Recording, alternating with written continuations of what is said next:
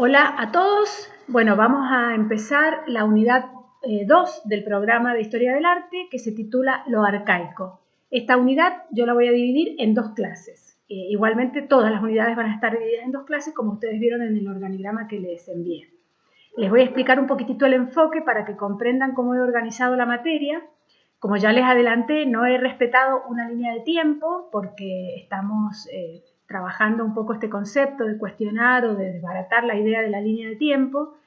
Y por otro lado, no he utilizado ninguno de los procesos de organización tradicional de la historia del arte, que son el de inicio, desarrollo y decadencia, como el del arcaico clásico barroco. Tampoco he utilizado los de contrastes, ni los de continuidad, ni la teoría evolutiva que plantea el arte moderno. Sino más bien lo que he hecho es organizar la materia en grandes categorías que aparecen en la historia del arte y vamos a hacer un pequeño recorrido en qué momentos históricos y en qué lugares se manifiestan estas categorías a grandes rasgos.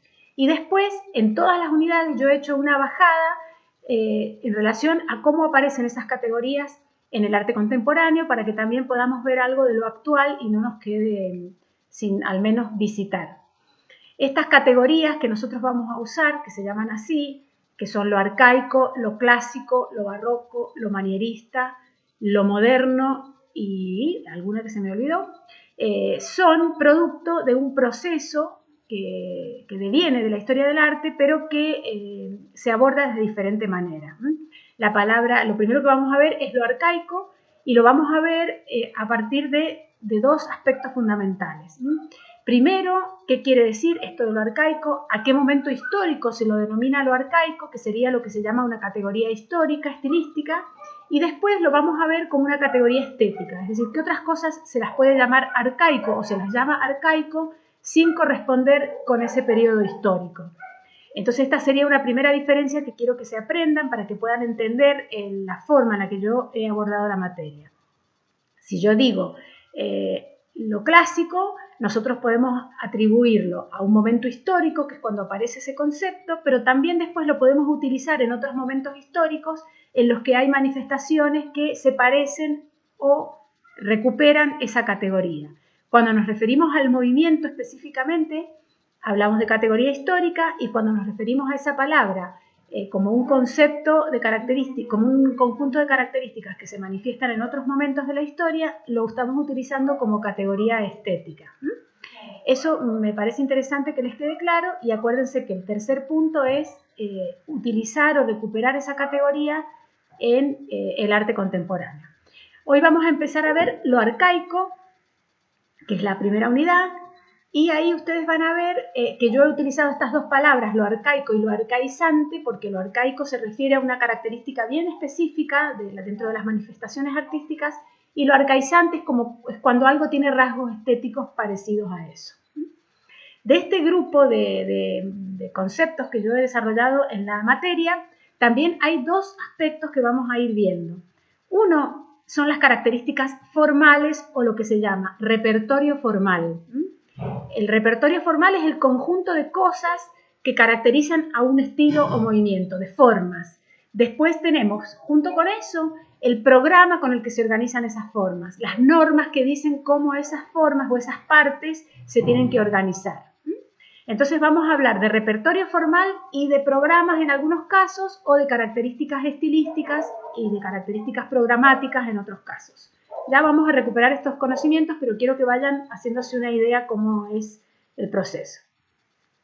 Bueno, en la unidad 2 dijimos que es lo arcaico y lo arcaizante. La palabra arcaico tiene su origen en esta primera historia del arte que yo les conté, que se acuerdan en la primera clase, que hablamos que la primera historia del arte se construye en un periodo de la historia en la que se considera arte solo a lo clásico.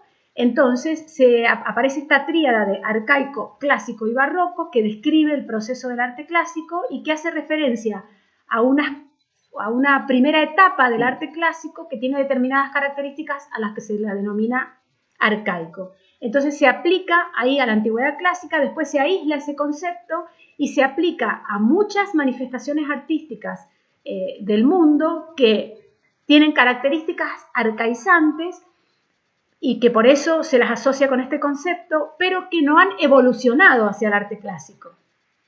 Espero que me estar siendo clara, ¿no? Entonces, si yo encuentro una obra de arte que tiene características arcaizantes, puedo usar la palabra arcaico como categoría estética, pero no es una categoría histórica porque esa forma no evolucionó hacia lo clásico. Ya lo vamos a ir viendo eso. Entonces yo les he puesto acá que vamos a ver lo arcaico en tres ámbitos. En la antigüedad clásica, que es donde se concibe el término, en la América precolombina, que no se concibe ahí el término y que de ninguna manera evoluciona hacia el arte clásico, pero hay muchas obras de la América precolombina que reúnen esas características, y en el arte contemporáneo, que lo vamos a ver en la clase siguiente, y vamos a ver por qué aparece en el arte contemporáneo.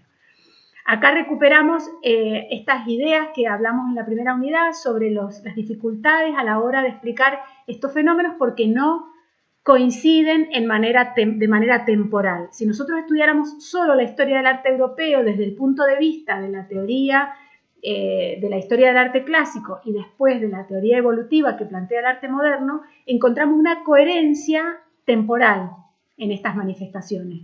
Pero, como sabemos que esa no es la única historia del arte y que esa linealidad no nos sirve para entender las otras manifestaciones culturales, vamos a tener este conflicto de que aparecen obras de características arcaicas en diferentes momentos de la historia y en diferentes lugares, y que esas características arcaicas no son siempre una previa de un proceso evolutivo, sino que son características estéticas propias de esas expresiones y no van a mutar a un proceso de más refinamiento o de más figuración o nada que tenga que ver con el origen del término arcaico. Entonces nosotros lo vamos a utilizar como categoría estética.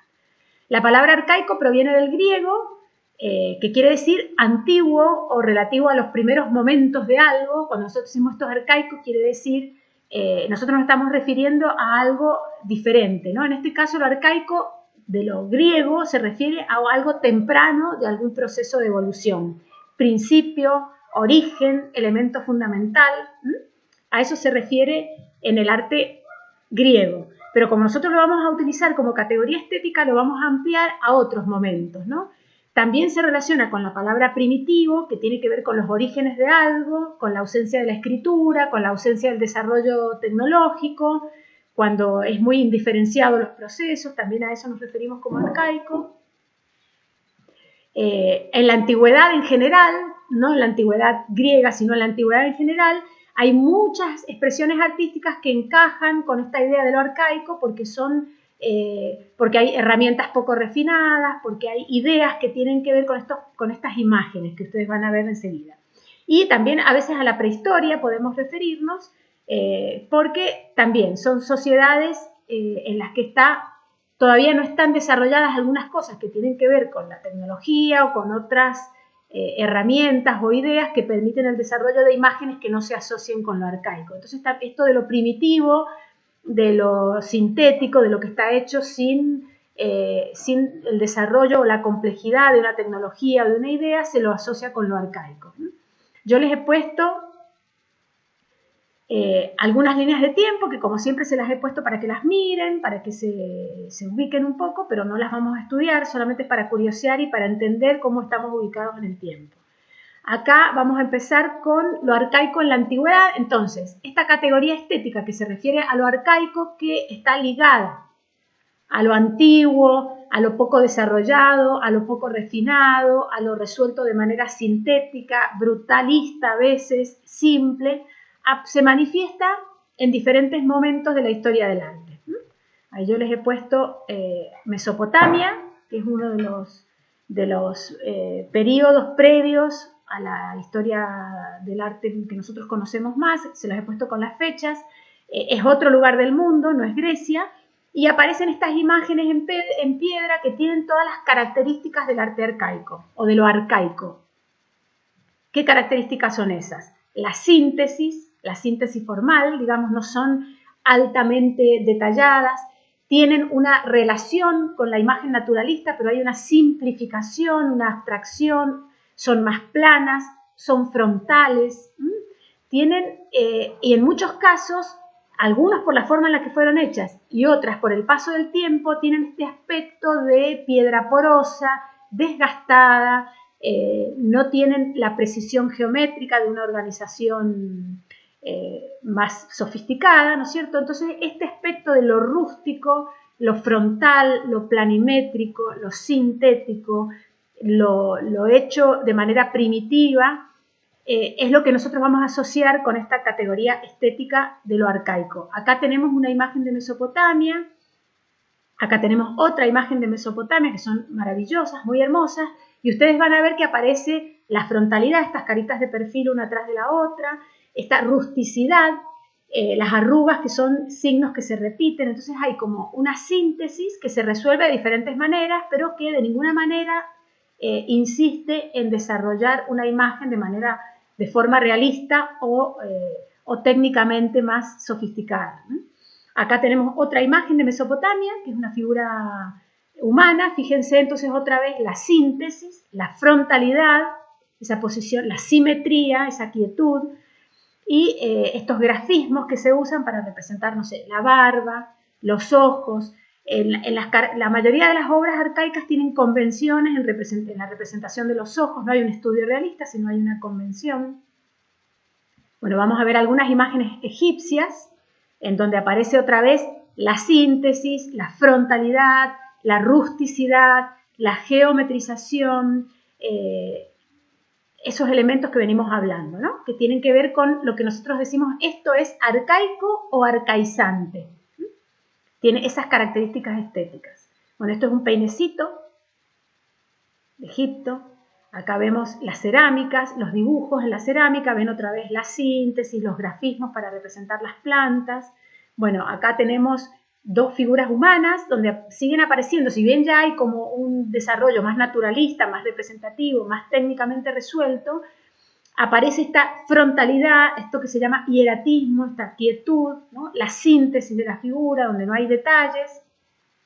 Hay un teórico del siglo XIX que se llama Alois Riegel, que desarrolló un concepto que se aplica en el estudio de la historia del arte, que derribó esta idea clasicista de que lo arcaico era lo previo al desarrollo y lo clásico era cuando el hombre ya estaba desarrollado, ya sabía, ya tenía conocimientos, constituyendo un concepto que nosotros vamos a recuperar, que es lo que se llama voluntad de forma. ¿Qué dice Riegel? Dice, no, esto es así porque se quería hacer así, no es un problema de conocimientos, no es que el arte clásico es producto del conocimiento, sino que el arte clásico es producto de una voluntad de forma. Hay un interés en llegar a esas formas y hay otras culturas que no tienen ese interés, entonces utilizan estas imágenes de tipo arcaizantes, pero responden a una voluntad de forma y no a un interés de hacer algo que todavía no saben hacer.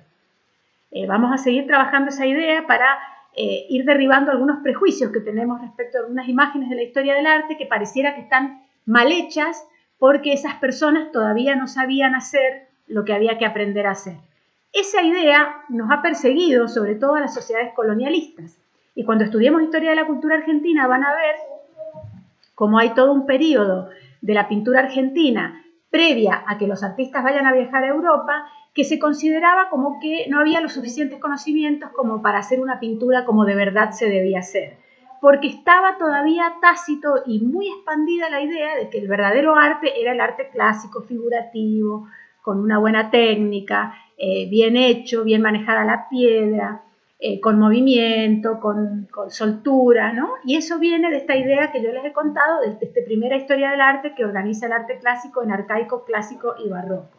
Nosotros lo que estamos estudiando, vamos a recuperar la idea, es que lo arcaico es una característica de algunas formas de representación de la historia del arte que se pueden manifestar en diferentes tiempos y que pueden o no evolucionar hacia otro proceso evolutivo que podría ser el clasicismo. En algunos casos no evoluciona porque en realidad lo que hay ahí es una voluntad de forma y un sistema de representación que tiene estas características arcaizantes, digamos, ¿no? Que son, repasamos, la síntesis, la geometrización, la simplificación, el hieratismo, que es esa quietud de las figuras, la frontalidad, ¿no es cierto? Esta escultura nosotros no necesitamos recorrerla para ver qué pasa atrás, porque la escultura está puesta para que la miremos así como la estamos viendo.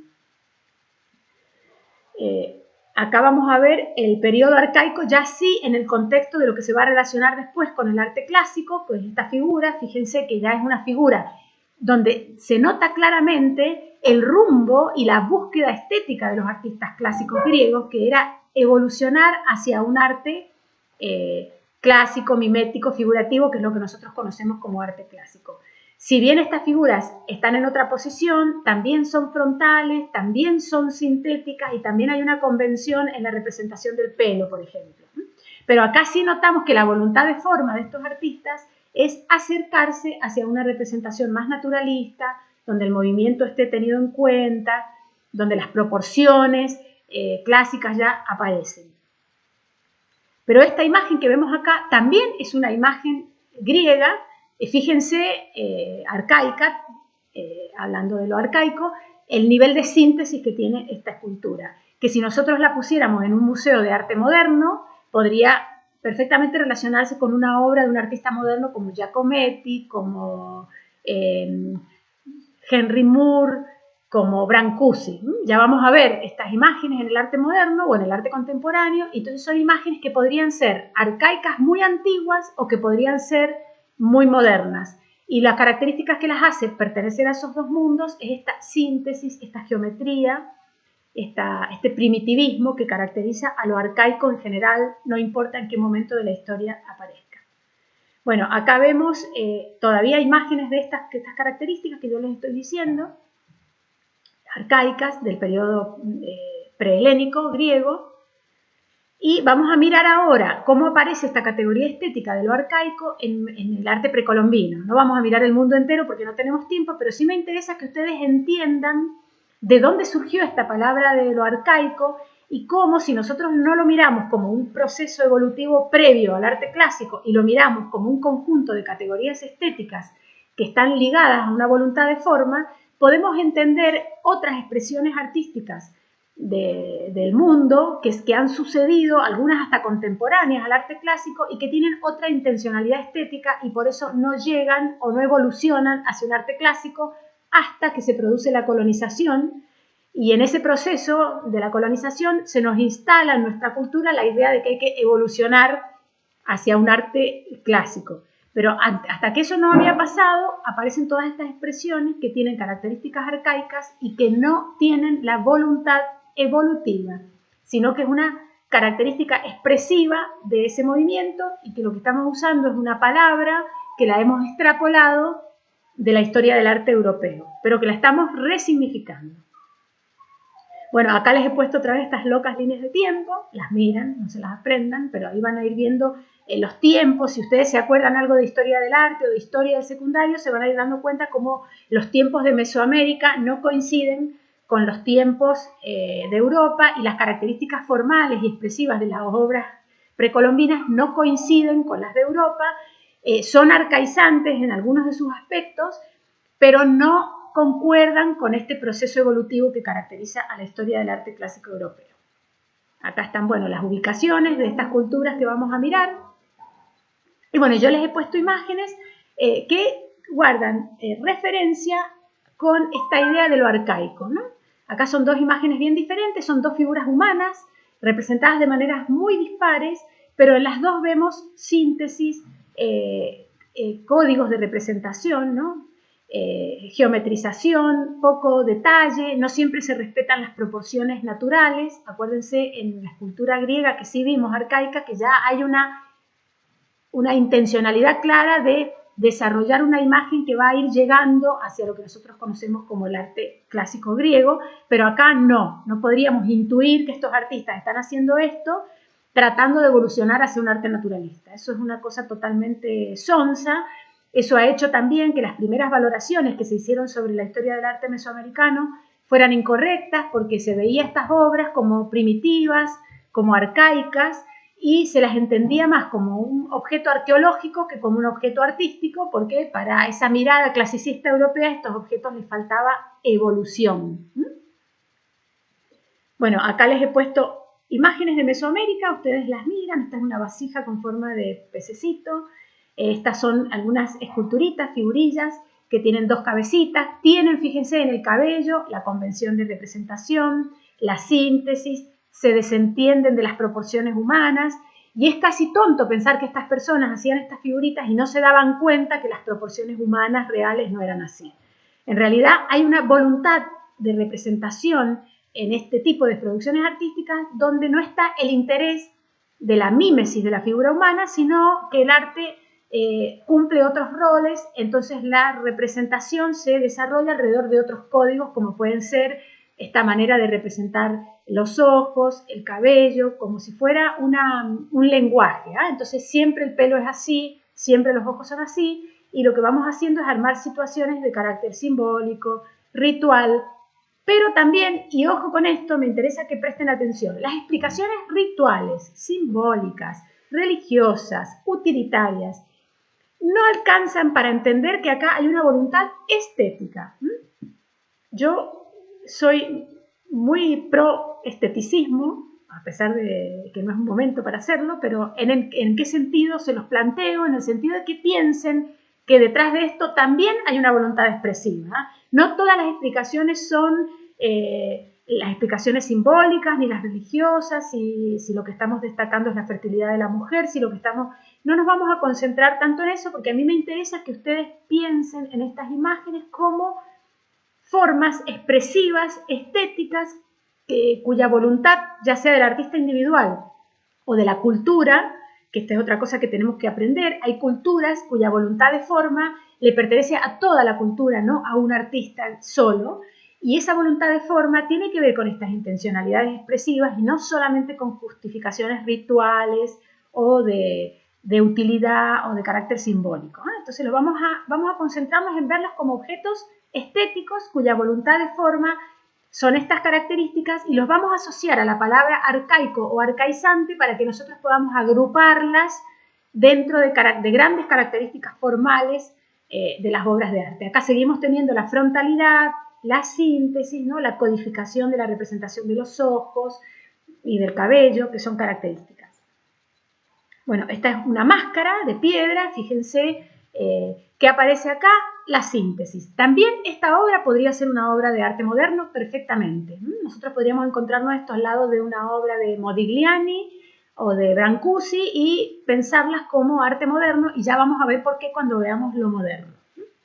Entonces son características arcaicas que aparecen, o arcaizantes, que aparecen en otros ámbitos de la historia del arte y que no guardan en sí un proceso evolutivo. Eso es lo que tenemos que aprender. Pero sí las características formales y estéticas de la síntesis, las convenciones de representación, la frontalidad, la rusticidad, que son las características que vemos en estas obras.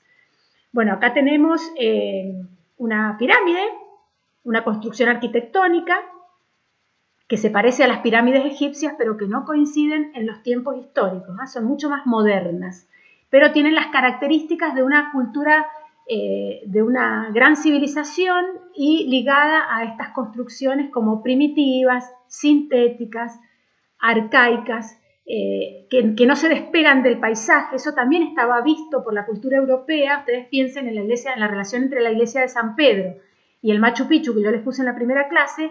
La iglesia de San Pedro, el racionalismo y el control del hombre sobre la naturaleza es como una expresión, porque nosotros estamos mirando una obra arquitectónica que se desprende completamente de su entorno natural. Lo mismo que el Partenón, que ya lo vamos a ver. En cambio, en el caso de la arquitectura de Mesoamérica o de la arquitectura incaica, lo que vamos a ver es una relación de filiación con el paisaje, que parecen casi cosas que apenas se desprenden del paisaje, hasta muy avanzada la historia. Entonces, ¿qué deducimos de eso? Que hay una voluntad de forma y una voluntad estética expresiva muy diferente en la cultura europea a la que hay en la cultura americana.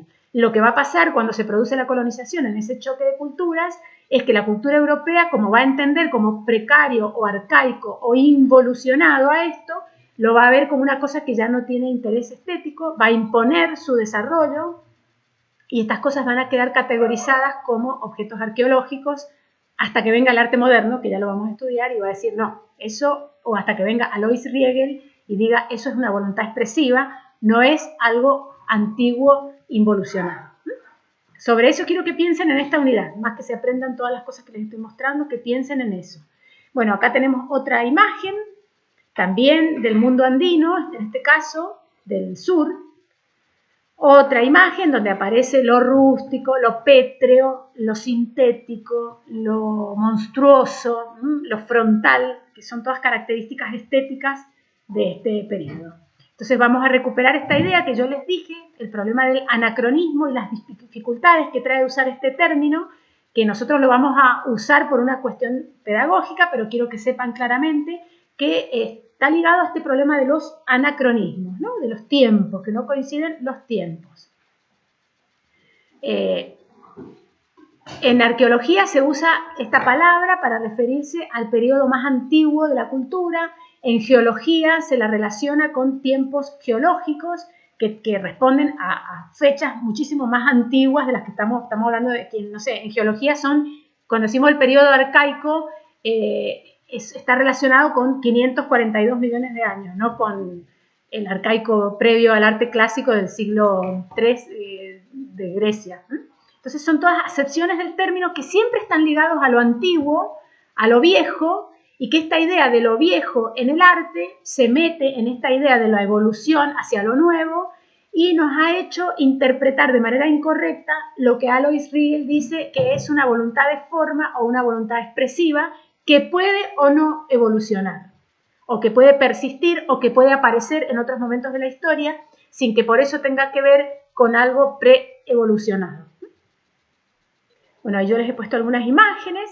Bueno, otra connotación es peyorativa, que se lo relaciona cuando uno dice, uy, esto es una costumbre arcaica, o eso que dijo fulano es arcaico. Ahí estamos usando el término refiriéndonos a algo anticuado, a algo viejo, como algo peyorativo. Pero siempre viene de esta idea de lo arcaico como previo a algo que evoluciona, que ha quedado como instalado. Nosotros no lo vamos a mirar así, lo vamos a mirar como una intencionalidad expresiva. Acá, fíjense, yo les he puesto otras dos imágenes para que ustedes miren. Bueno, también les he puesto acá algunas imágenes sobre estas relaciones entre imágenes arcaicas que se manifiestan en diferentes momentos de la historia. Entonces, no hay que confundir antiguo, arcaico, primitivo y prehistórico porque no coinciden temporalmente, sino que estamos hablando de técnicas y estilos arcaizantes que aparecen en diferentes momentos de la historia. Acá tenemos otras imágenes más. Fíjense estas, que seguimos con estas características, ¿no? De arte precolombino, de arte cretense. Fíjense las diferencias y las similitudes que no siempre son, cuando hablamos de repertorio formal, vamos a tratar de que empiecen a prestar atención. A veces yo digo, esto que estoy mirando, esto cretense, no se parece, o se parece un poco a algo egipcio, pero no se parece a lo arcaico americano. No tiene por qué parecerse en cuanto a la imagen en sí mismo, sino que se parece conceptualmente, porque hay síntesis, frontalidad, codificación en la representación de los ojos, del pelo, de las barbas, de los vestidos. Esas son las características, aunque los vestidos y la codificación sean totalmente diferentes y no podamos asociarlas.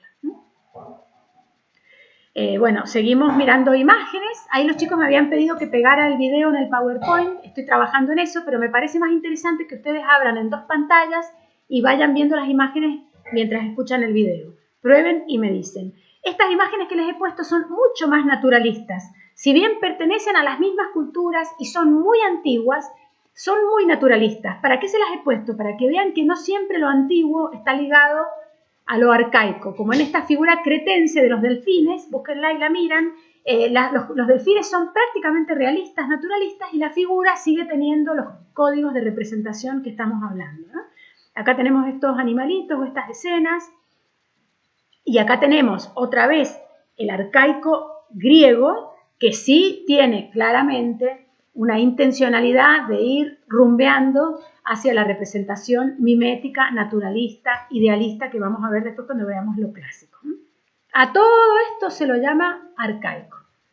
Bueno, voy a cerrar esta clase acá. Ustedes lleguen hasta la diapositiva que dice lo arcaico en el arte contemporáneo, y eso lo voy a separar en otra clase para que no se les haga tan larga esta clase y para que podamos enfocarnos más claramente en esta idea de lo arcaico y lo arcaizante como voluntad de forma en diferentes culturas y cómo el arte contemporáneo ha tomado esa categoría estética, la usa como categoría estética y nos aparecen estas imágenes que parecen muy antiguas en el contexto, producidas por artistas contemporáneos y en el contexto del arte contemporáneo, que esa va a ser la segunda clase de esta unidad.